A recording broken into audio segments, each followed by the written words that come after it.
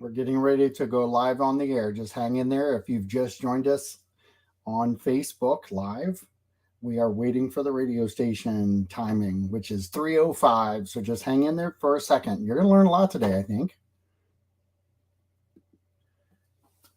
You're listening to WKDW Radio 97.5 and KDWRadio.com, broadcasting from the Bishop West Real Estate Mobile Tower right here in Northport, Florida. I've got three very special guests in the house who are actually going to unmute themselves now and bring themselves on to the podcast in a vocal manner. The first one is a guest that I had on last month, and I'm going to let her start out. Kristen, go ahead and introduce yourself and tell us who you are and what position you hold at City Hall now or Parks and Rec. Yes, thank you for having me on. I'm Kristen Anderson, and I'm the Parks and Rec Department Community Partnerships and Engagement Manager. Awesome. And how about Shelby? Hi, John. Thanks for having us today. My name is Shelby Mendelson, and I am with Parks and Recreation, and I'm the Recreation Manager here. Recreation Manager. Awesome. Devon, how are you doing there, my friend? Doing well, John. Thank you. So Devon Poulis here, and I'm the Aquatics Facilities Manager. You know, this is really a cool concept that we've got three people, really, I think, different locations right now, which is really ideal.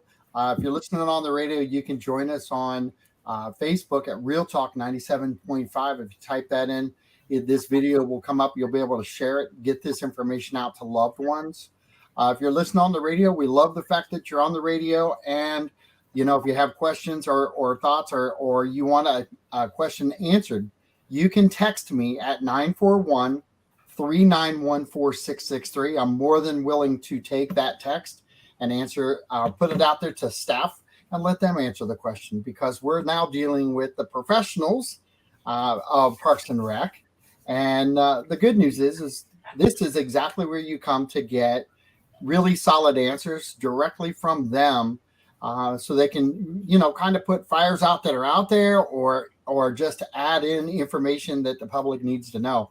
And there's one really critical piece that's kind of been floating out there about a survey, just a small survey, but we'll get a quick update. Kristen, can you give us an update on the survey and what's going on there? Yeah, I'd be happy to. So we'd really like to first thank everyone who took the time to participate in the survey. It's so important to get everyone's feedback, people in the community. It's a part of your community. So we really want to say thank you, first of all, for that. And the vendor that we used for the survey, they say that the results are anticipated to come out mid-June. So as soon as we find something out, we will let everyone know. And if anyone would like to sign up for the email notifications for that, the topic can visit northportflorida.gov/warm mineral springs park. And I'm going to stick on Warm Mineral Springs / the survey just for a second. Mm-hmm. And it's more not about Warm Mineral Springs, but why is it important for people when we send surveys out like this? Why is it important for people to give their feedback from Parks and Rec's point of view? That's a good question. So, you know, from really any point of view, the reason why we send out surveys, why anyone sends out surveys, is to get that feedback. And everyone has different opinions and feelings, and you know, they interpret plans and information differently. And so it's important to get a good mixture of everyone's opinions about how we should move forward as a city with the project. Well, you know, as a realtor, I talk to people all the time about Parks and Recs, not just in our areas, but other areas. And I get to brag a little bit about ours because of this show. I get to go more in depth in conversation a lot of times with people. Mm-hmm. But, you know, when you're part of a city, and a young city that we are, truthfully, yeah. But when you're trying to get some traction as the city workers from insight from citizens, it makes it hard if they don't participate, doesn't it? That's correct. Yeah. You know, and if people who have really gone to our parks and been a true part of it, I'll go to Devon real quick, but because I know that the fight and struggle that we put up when the pool was being built, and all that was transpiring over there, and we're just like, please, will you just go? Absolutely. Now that it's being built, we're not going to fill it up with dirt. Just go and truly get yourself immersed into what we actually have and appreciate it. And Devon, have you, now that people have shown interest and that has grown through the whole Morgan Center area over there and the Aquatic Center, do you feel like that from when we started, when you first opened up and the pool was being built, that all these conversations have now shifted because the public has actually gotten involved? Absolutely. So as we were talking about surveys and such, you know, it's when the public was talking about it, was just a water park. And we've really shown the community it's more than just a water park with our programs, our swimming lessons, our second grade swim partnership, swim team utilizing it. So, you know, over the years, we have really shown the community how intertwined we are. And jumping back to the surveys there to answer, you know, the question is, our agency, anytime we can get around to the public and let them know we are an accredited agency, and there's not many out there in the country. And one of the big things we do is surveys. We have to understand what our community wants and needs are in order to be able to provide those services. So that way, if we try something and our community doesn't really respond to it via surveys, then we can then tweak it and modify it to bring a program that our community really needs there. So surveys are vitally important. And then also getting the education and communication out there to the public, like you said, of come try it, come see it, you know, come take different programs there, come take an aerobics class, swimming lessons. Our numbers have continued to grow there. So it's huge. And the community, I feel, has really embraced the Aquatic Center now. Well, and I'm going to say this because we've really educated and gotten the word out through elementary schools about the Aquatic Center itself, with the fact that we're really educating the youth, not just about the water, but about water safety through the program you have there. I know we talk about that a lot, but I got to tell you, it's one of my chest thumping moments with a lot of my customers and a lot of people who don't even know about the pool. And I'm blown away because I was blessed as a kid to be part of the YMCA and get my swim lessons. And my grandparents, they bought the lessons package and had us going there. And I teach kids to swim. Every time I go to a hotel now, I find the kids in the pool. And I remember everything I was taught as a kid through that system. That's the impact you guys are making, though, within our educational system itself, aren't you? Absolutely. And like you said, there a big component there is safety in, on, and around the water. We just had a story hit the news a week and a half ago, but at this point in time, in Charlotte County there. And that child had no intention of going into the water at that point in time. They weren't going to a pool and those things. So it's important that we work with our community to understand how to be safe in, on, and around the water. And absolutely through the second graders, it's amazing to see the percentages that start on day one who can't even put their face in the water. And by day 5 are swimming 5 yards by themselves at that point in time because they're being faced with a little bit of some adversity at that point.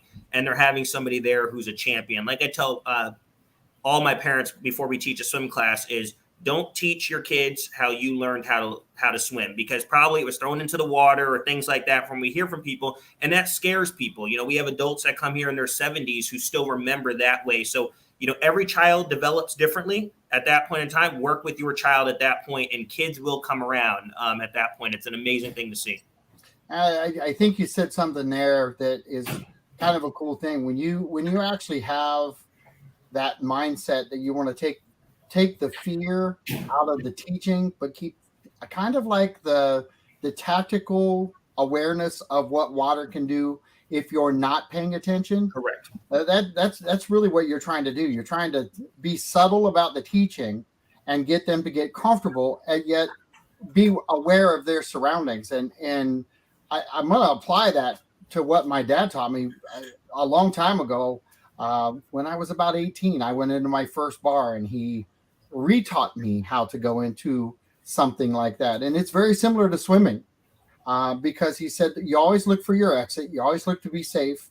You never know where you're at or who's there. And you want to sit with your back towards the exit so that you can be the first one out. Well, swimming is kind of the same way. You still have to pay attention to your surroundings.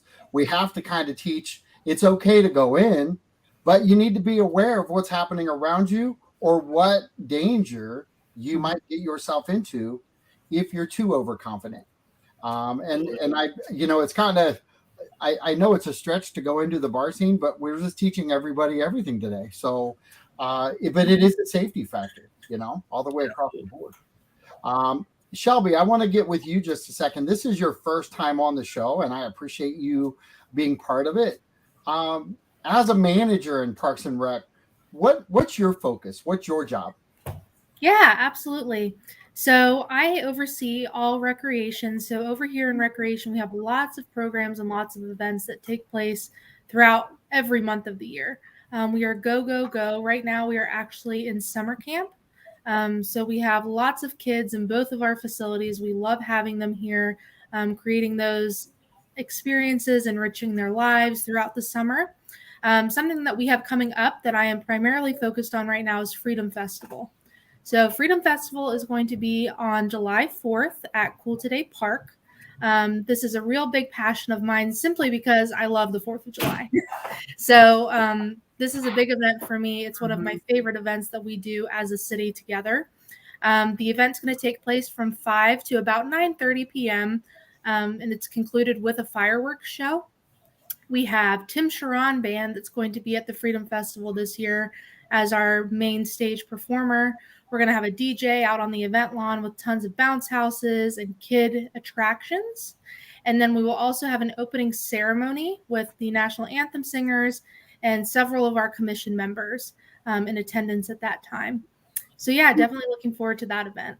Well, let's talk about that event because we've transitioned that event several times. And, we've actually been part of it on the radio station and trying to get that information out that way. But we've gone through the pandemic and had to switch some things around there and kind of talk about all of the things that you guys did with the Freedom Festival and why it really is important for Northport citizens to engage it and get involved. Absolutely. That's a great question. So I'm sure everyone knows City of Northport is one of the fastest growing cities to date at this time. And with that, we also need to grow and evolve. Freedom Festival used to take place at Northport High School. We had it at Butler Park, but really to accommodate and have that wonderful space for all of our patrons, we needed to move to Cool Today Park. Yep. We expect about 8,000 to 10,000 attendees that come out to this event. So it really is fitting for that location. You have the great amenities of Cool Today Park, and the space is just wonderful. And then the big part is the fireworks show at the end of the evening. So that stadium seating, you can't really get much better than that to be able to view that show. So it's important that we have all members of the community come out. We have not only food vendors, but also merchandise and nonprofit vendors. And that's a great time for you to get to know the businesses, whether they be local or government nonprofits within the area, and really engage yourself into the offerings that the community has. How important is it? And I ask you this because the hardest thing to get a lot of times is support from the businesses around. How important is it for businesses to really attach their name for not just the bigger events, but even with the aquatic center? There's a lot of great connection to build there, and I think great representation for a business owner to do across the board and show a complete embracing of the city. Absolutely. So specifically for Freedom Festival, our presenting sponsor is American Irrigation. So you will get to see their advertisement throughout the entire event. And then we have several in-kind sponsors as well. These are businesses that might provide a generator or a photo booth or something that would be valuable to the event.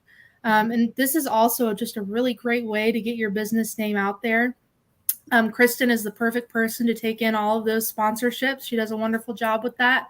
Yep. So yeah, the opportunities are really endless. If you think that your business or your offerings that you have could contribute to the event, or if you would like to be affiliated with the event, please do reach out to us. We would love to have you. And Kristen, do you have anything to add to that?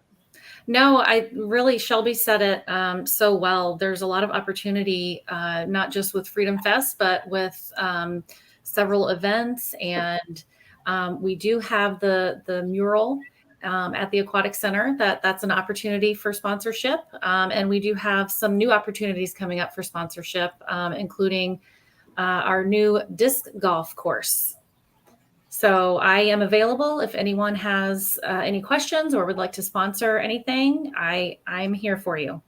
You know, I was driving down the road and I thought of Public Works today because their North Report app. And I know that you guys utilize that North Report app a lot of times too and promote it out there to really connect the parks with the city for repair or anything that needs to be done out there. Yep. Can you kind of highlight that a little bit? Yeah, well, really, yeah, it's just what you said. We promote that app a lot. It's a way to just let us know if you see something that needs to be fixed or anything that's happening in one of our parks. We do encourage folks to reach out to us. We do want to address things in a timely manner. And so we do have, people that monitor that and are pretty responsive. Well, and it's really comes down to, and I want to think safety first with you guys, because if there's something wrong, if there's graffiti out there and you need to get it taken care of, but talk about I think the really big push that you guys do as far as getting out to the parks and collecting trash and doing all those things that you kind of keep your eyes on the ground, so to speak. And you're very active that way. So I think it cuts down a lot of things that go wrong. Mm-hmm. But it is, again, along with the survey, it's really important for the citizens to participate in North Report because roads, different things like that need to be maintained, along with a swing set that's damaged. It can hurt a kid that comes out. Those are really important things to you guys as far as keeping your status as really a premier park system, isn't it? Absolutely. And before the North Report, people wouldn't know what to do or who to call if they did find something. So this really just is a way to connect quickly and easily, so that we can address those issues. So I'm going to go down to Devon real quick and kind of talk about the embracing of other events that you guys have around the city, because as far as the coordination goes, I know that you guys have meetings on different topics all the time and try to keep everything going in the right direction per event, so to speak. Mm-hmm. How is it that you guys keep involved at the Aquatic Center on all of the other functions that happen out there? Do you have input on some of that? So we do have input on some of those items. With us being housed at Butler Park, there are a lot of programs that go on here at the park as well that we kind of have to modify sometimes our operations around. This year, we're actually getting together as a team. First time, as like Shelby mentioned, we're just growing so fast that we really need to make sure the planning of everything is cohesive across all divisions at that point in time. The Aquatic Center on a weekend can attract 900 plus people a day at that point. So can we have another event going on in the park while servicing this, or are we kind of doing too much at once? So that's another piece that we internally look at as a department. Obviously as Parks and Rec people, we want to do everything every time the best we can, but sometimes we just have to take a look at those items there. So, if there is something going on in the park there at that point in time, Shelby at our leadership meetings will have that conversation and just say, hey, this is what's going on. We can take a look at it there, and vice versa across. There's a lot of stuff at the aquatic center that we do citywide, mainly at schools and daycare centers and different functions like that there. But yes, there's a lot of that coordination that goes into a lot of those programs. And the reason I kind of connected that all together is because, Parks and Rec are a team, kind of the family team. You guys all coordinate, you work together. You've got kids that I know that you bring out and do your thing. Great dad you are, right? Yep. So all those things, they matter because it shows that direct connection, not only with the staff that lives here. We look at sometimes, I think, Parks and Rec as it's just a park. Okay, there's more to just a park than just saying it's just a park and never going. There are lots of things that go into keeping a park system, and I'm going to say this, a vital part of a growing city, a young growing city. When we moved here 20 plus years ago now, Parks and Rec, it was just as good, if not equal to today, which is also something great to say because we haven't kind of taken a backward step. We've moved forward. Parks and Rec are a vital part of any solid community. And I'm going to go to Shelby with this. Can you talk about the importance of a good Parks and Rec system, involvement from the community in a good Parks and Rec system, and then truly the outcome that you guys shoot for? Definitely. So we are based upon quality of life here in Parks and Recreation. So that is our main premise that we strive for.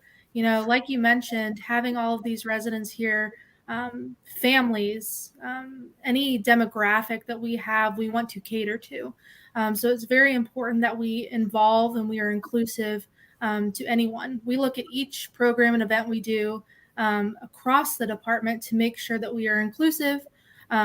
You will notice several of our events are free to City of Northport residents. We also really have a strong hold on making sure that we are ADA accessible, and we continue to grow with that ADA plan that we have to make sure accessibility is not a problem for our events as we continue to grow. And then I really think that showing that involvement, this is their city, so it's important that they are just as much inputting information and what their needs are into us. That way we can give them what they're looking for.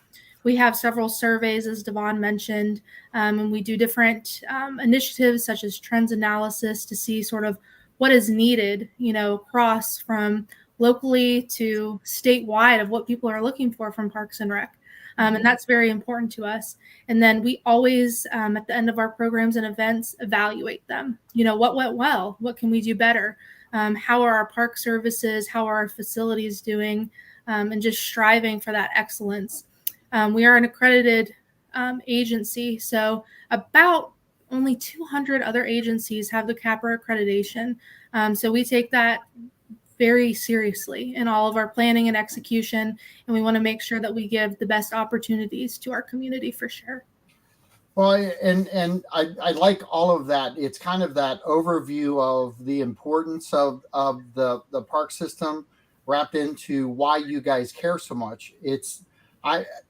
Each and every person that I've had on from Parks and Rec or even Public Works, any of our infrastructure to a great young town has always been this positive, move forward mindset, and really, I think one of the biggest struggles that we all have in anything that we try to find to get people involved is that 80+% of our community drives away to go to work. And I was thrown this number, and I know it's not on topic, but it kind of opened my eyes to it. We lose about $750,000 because we don't really offer lunches to people who stay here. They eat elsewhere.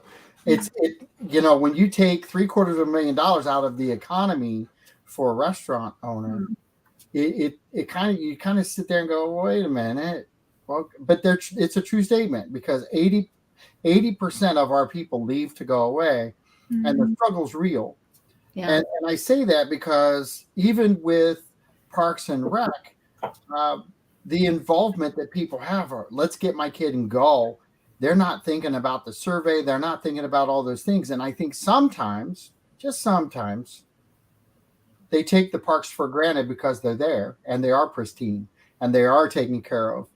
And I'm going to go to Christine for a second and kind of put you on the spot with those that don't think about it but appreciate it, because that is a large majority of people that utilize our park, but they're so used to them being what they are that they don't really think they need to be involved. Right. And even if they just took a 10-minute survey and gave some insight from their own perspective, it could change the outlook of a park, couldn't it? Absolutely. Everyone mentioned, it's just so important to get that feedback so that we can figure out what's best for the residents of Northport and what they're looking for. And so it's just, we can't stress that enough, to just please take the time to do the surveys, because we really listen to the feedback and apply that to make changes. We've got a community at Welland Park, beautiful part of Northport. It wasn't thrown together. They had a plan. They listened to people's insight. We've listened to people's insight. We've put buildings up there in strategic locations because we had a plan and we listened to what the feedback was. It just doesn't happen. And the Parks and Rec are the same way. Programs at the Aquatic Center, programs at the Morgan Center, events at all of our parks. We went to the night of the races, and I did a little bit of a show from the night of the races, and that doesn't happen if Parks and Rec isn't around. So it's you guys have been a vital part, as far as Parks and Rec goes, a vital part of our growing community. And I think if you put a survey out there and we got a response from it, of course, because people participated, I think the survey would come back that they love the park system. Everybody, I don't think there's anybody truly fighting against a good park system, because it's the fabric of a good community.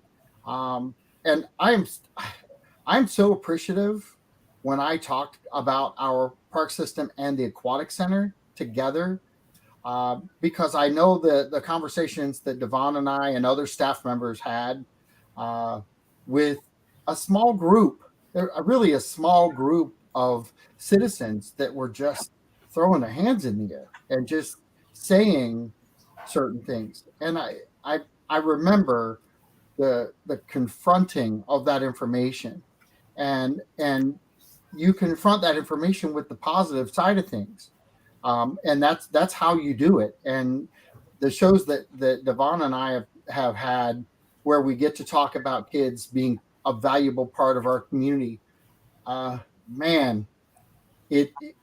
why you want the surveys. That's why you want people involved, is because they're the silent voice. It's kind of weird how that works. And we get told that all the time, where, the noisy wheel gets the grease. Right. I'm tired of being, sculpted by the noisy wheel. They're not the majority anymore, but we're all so busy. And I that's why I kind of brought that all into the mix. Is we have families that are out there that are working a lot of hours. They come home, they gather up their kids, they do their homework, they either cook or go out to dinner, and they come back. They might be able to hit the park and get, do some things in between.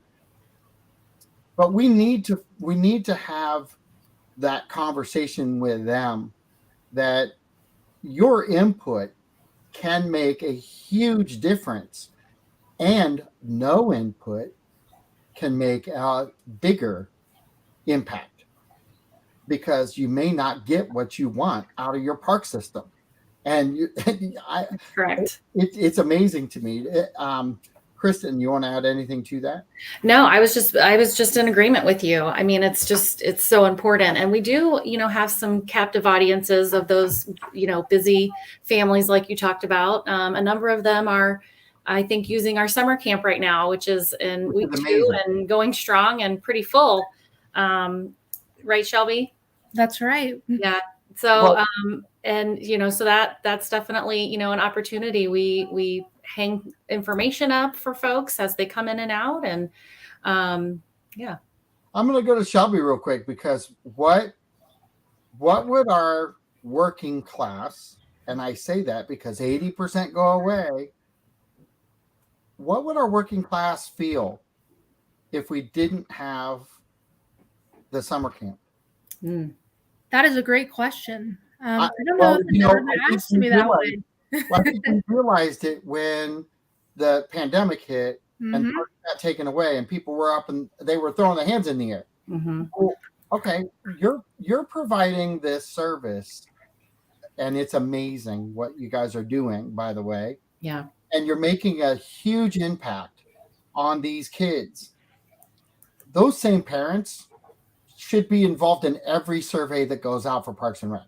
And they should be 100%ers. We shouldn't have to have a show and talk about this at all, because the impact that you guys are making, and I'm wondering, I'm kind of spitballing here. How do they not know that already? Yeah, no, and surveys can be tricky, right? Because like we talked about, they have to be filled out for us to be able to work off of them. So summer camp specifically, we have about 150 kids at our elementary age camp. And that's per week. Here at the Morgan Family Community Center, we have our teenagers, and we house about 50 of them. So that's just 200 kids right there, 200 families that are a great outreach source for us to utilize in those surveys. So at the end of the summer camp season, we have a 10-week summer. Those families are able to fill out a survey, not only based on the summer camp experience overall, but what they'd like to see for their children as we move forward into the next fiscal year, and so on and so forth. What's important to them? What gaps do we need to fill as a Parks and Recreation department to enrich their lives? I'm meeting with the city manager, and he's actually going to be a guest on my show on 7/21, and I am so excited about the opportunity to have him on the show. I've asked him twice, and I said, there's no pressure. I know you're just kind of getting in the groove of things. I really want to have you on. About a week ago, I saw him out, and he walked across the parking lot, came over and said, I'm going to have my secretary call you. I want on your show. I'm like, holy cow. I didn't have to say the words this time. And I like him. I think he's a great guy. I think he's drawn a lot of the city together in a completely different fashion. I think he's got a vision. We did a show on Friday with Mayor Langdon, and we talked about where he is and how things get directed through the commissioners here. They don't go through a city manager first, and the city manager says, this is what we're going to do. It kind of backwards from that. So it's educating the public there. But I one of the questions I'm going to ask him, and I hope he's watching, I hope he gets this message so he's prepared for it. How many people do you think we impact every year from our city with our city parks? I'm including in that soccer fields, baseball fields. all when I collectively look at the events, I could just stop right there and say we're superstars. But yet go to these other places, go check them out. Mm-hmm. I'm wondering why Parks and Rec doesn't have a bigger impact on our working class when you guys are the battle for the working class. I think as we're talking about with surveys there, John, one of the things that I tell my team is we've coined a new term on my division there is we're necessary. As you said, we're vital. Yeah.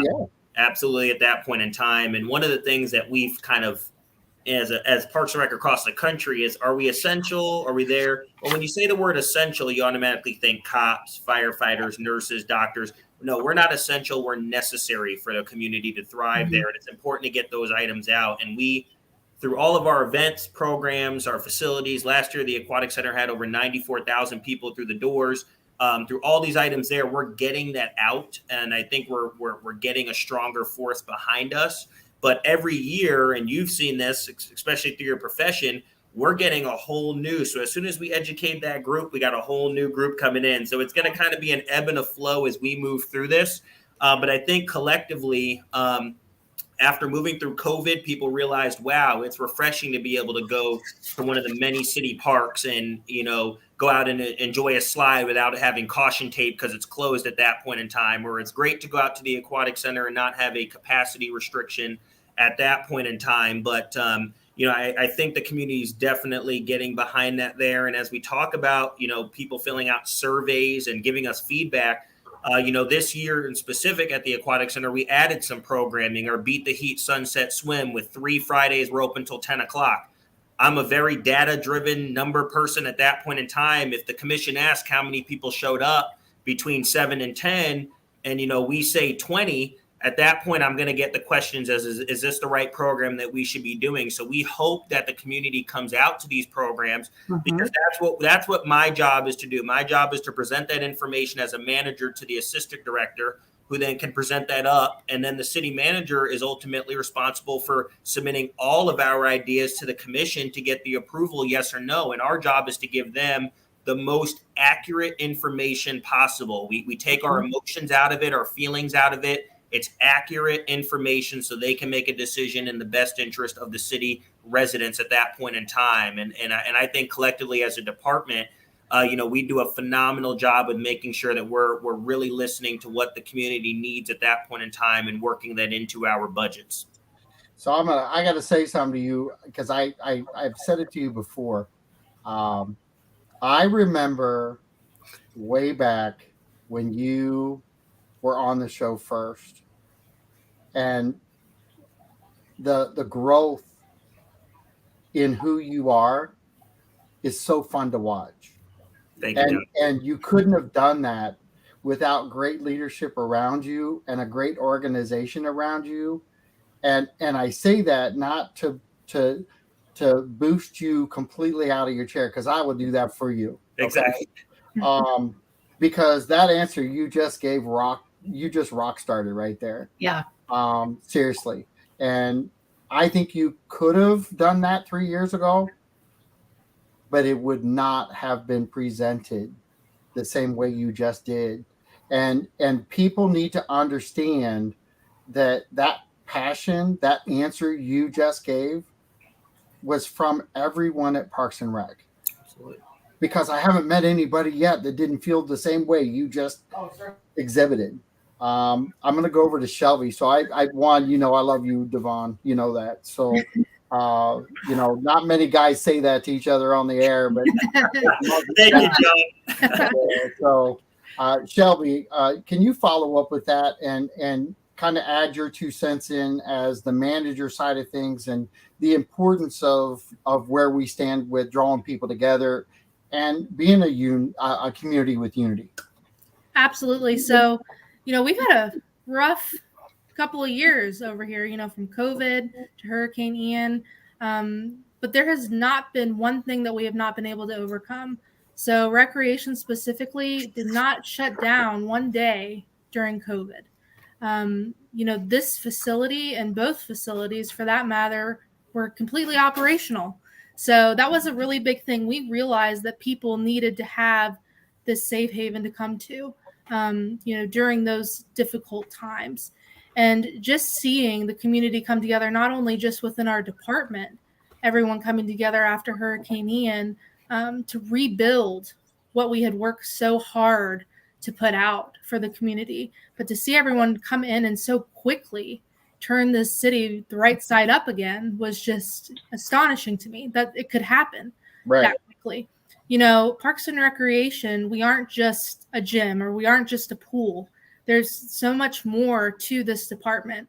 Every single event and every single program that we do is to enrich, the lives of the people of our community. So we do a community input survey yearly, which is a really big thing for us. And something that we had noticed on the recreation side was people looking for more arts programming. So we took that and we implemented every different type of art you can get. We added in arts and rec, which is a great elementary aged arts and crafts program. We then added in baby ballerinas, which is a performing arts ballet class for 2 to 4 year olds, a group that we don't usually get to reach other than Tot Time. And then lastly, we just had our second annual Northport's Got Talent. And when I tell you the amount of talent that Northport has alone is just mind blowing. The people that come out to perform at this show that we really utilize as a department. I mean, you have Devon there as one of our hosts. You have Miss Laura as the other host. So we're crossing all divisions here. And this is one big Parks and Recreation event. To have over 600 people to come out to watch this show from something that was just created a year ago is a really big deal.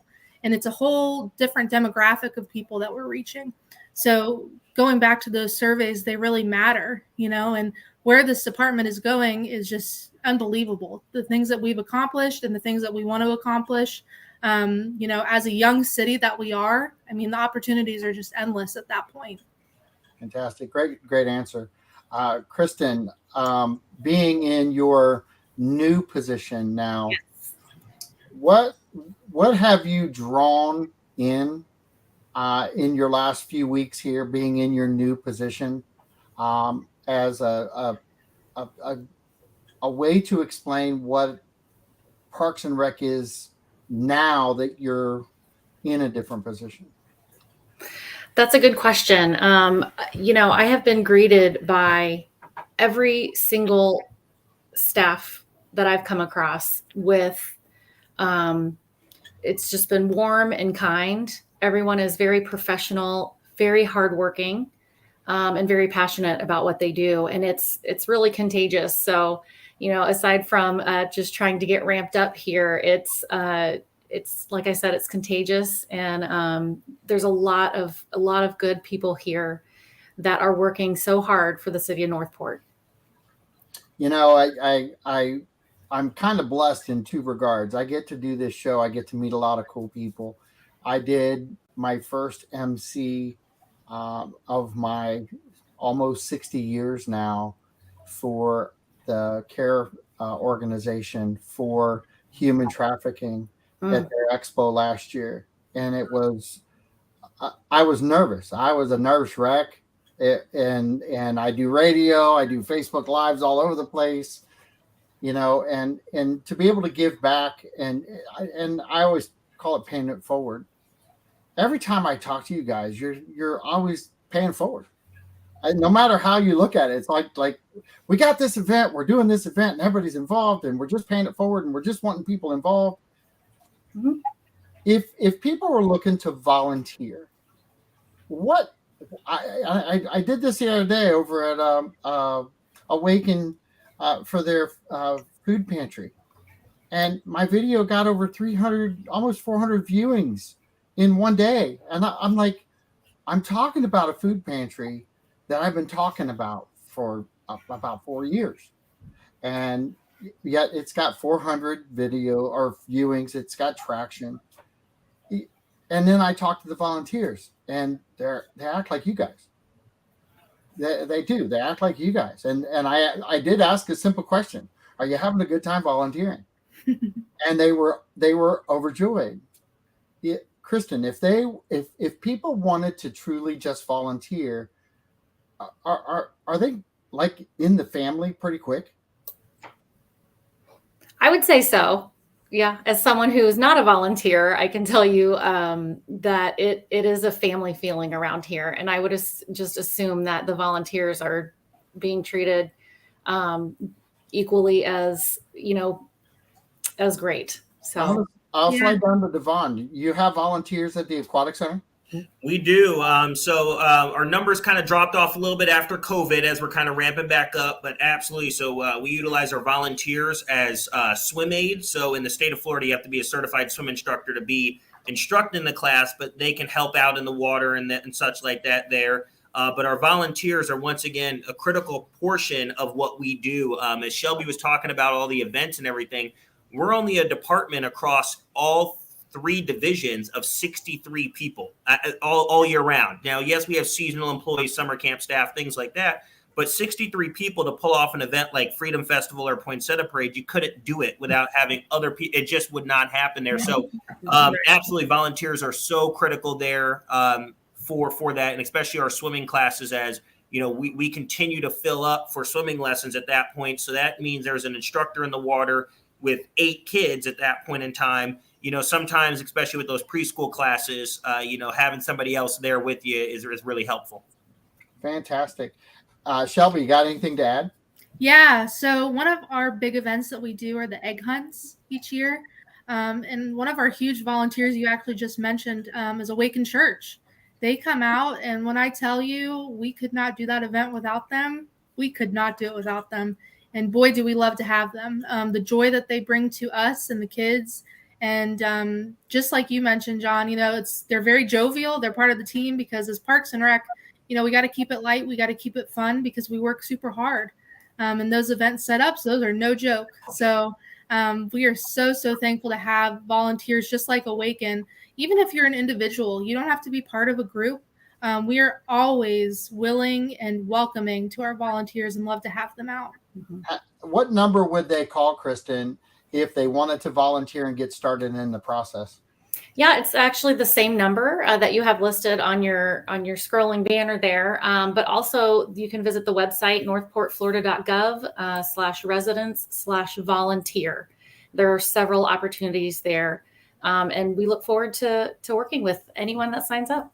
And the scrolling number is 941-429-7275. If you need more information, please check out their website, because if you type in City of Northport Parks and Rec, it's going to pop up. You type in Northport Parks and Rec, it's going to pop up.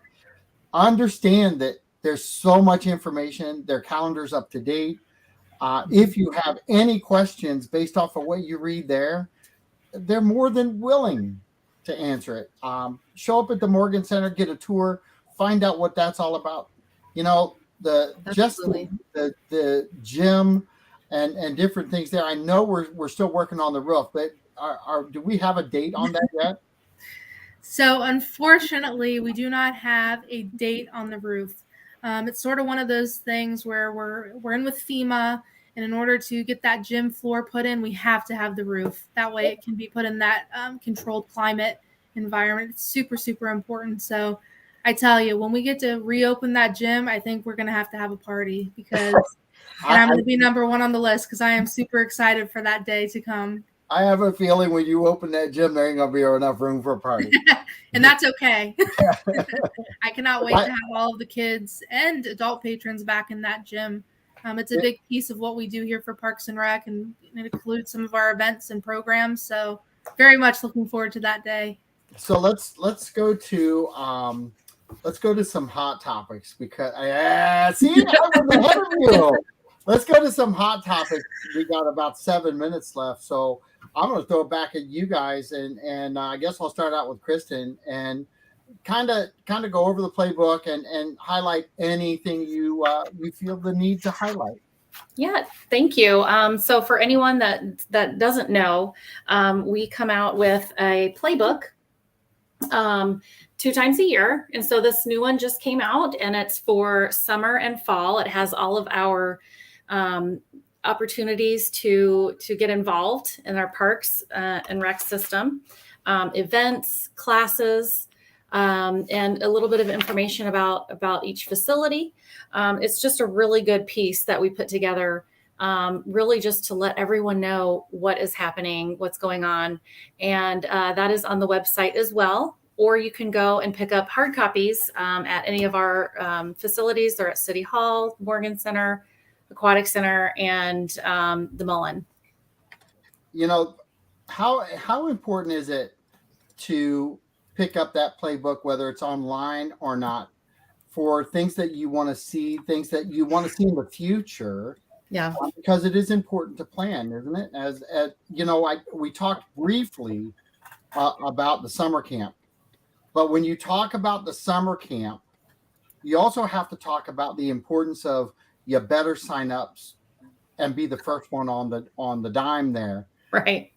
But you know, it's important because these things fill up really quick. They do. Mm-hmm.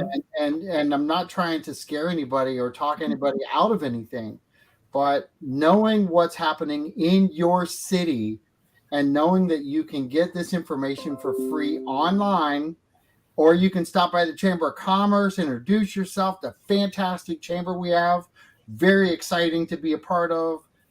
Pick up your booklet there each month or every quarter, right? Right now it's twice a year. Okay, so we're twice a year, and it's a huge ordeal to be able to pick that up and really plan out what's happening and see what you need to get involved in right away too. Is there anything else that you'd like to add there, Kristen? Really just when I started looking at it, being a new employee to the city, I was just blown away at all the offerings that we're able to do. And there are several things probably sparked from surveys that we offer that I was really surprised and pleasantly surprised that we offer. There's a lot more to Parks and Rec, like you said, than just parks. There is, and there's so much happening there. Devon, do you want to add anything into what the Aquatic Center does in Playbook?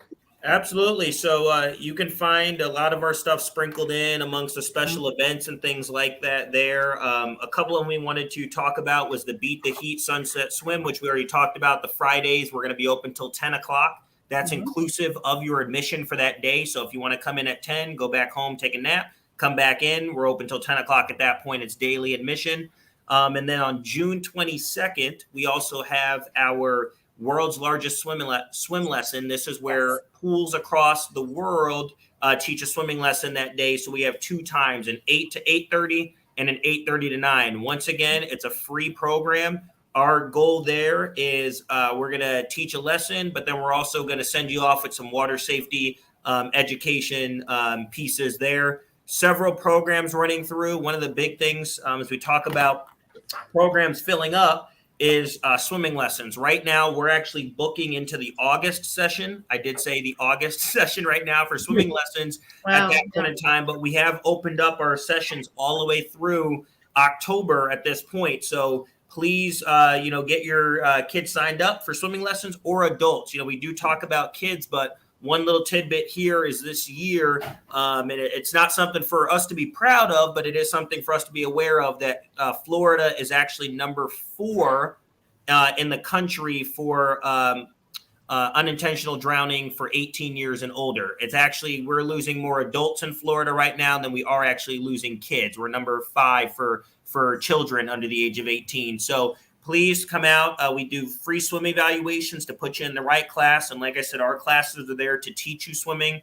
All of our instructors are certified instructors through the American Red Cross. So they, once again, it's that passion. We just don't take anybody to teach a lesson. You have to want to do it at that point. So we hope that you come and check us out. And thank you, John, for having me today. Not a problem. I appreciate each and every one of you being part of the show. It's the first time Parks and Rec has brought 3 people on at the same time, and we're not sitting side by side. How about that? So I appreciate each and every one of you. Kristen, thank you so much. I appreciate you organizing this whole thing on your first real show with me. Shelby, thank you so much. Thank you. Critical information for you. Thank you so much. And Devon, I love you, and have a good night. I love you guys all, by the way. Thank you for the opportunity. Thank you. We'll talk to you guys soon. This is John Rawlings with Real Talk Radio 97.5 saying thank you so much. Listen tomorrow night to Songwriters Souls starting at 6:30. Look it up on Facebook or listen live on WKDW Radio. Thank you so much. Bye-bye now. Bye.